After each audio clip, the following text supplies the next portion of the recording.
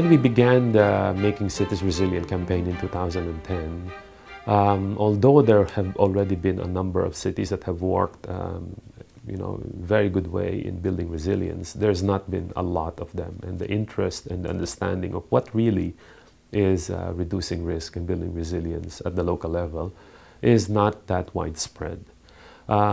So one thing that the Making Cities Resilient campaign have done very effectively is, in fact, raise the awareness, number one, on what is the importance of building resilience at the local level. Secondly is raising the interest of the chief executives, in particular mayors, on the importance of not just doing this, but actually investing in this.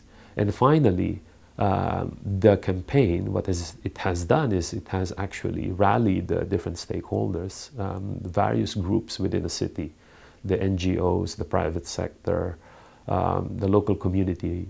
This means that business, even private individuals that build their homes, the farmers, the teachers, so everybody has a role in building resilience.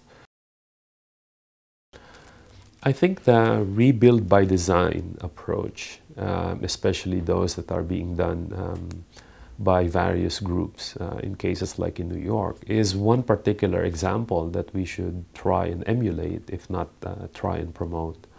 Because I think what we need is to be mindful of the risk and design for those risks. And this is particularly what we need to do. Fundamentally, what we need to do in all of the investments that we're now putting forward or putting in place is that we need to understand and fully incorporate risk and design for those risks. And I think this is the way of the future. Now, what would be great is if companies like engineering firms, in fact, work together with other stakeholders to develop resilient standards, like what happened in the last 10, 20, 30 years on the environment field, coming up with environmental standards for buildings, let's say.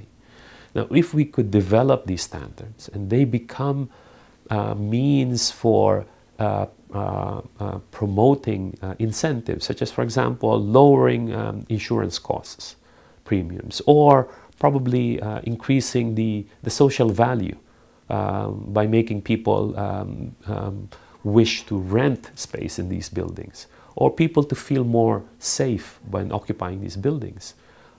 So if we know the benefits through these standards, and if the engineering companies could help us develop these standards, it would be a fantastic step forward.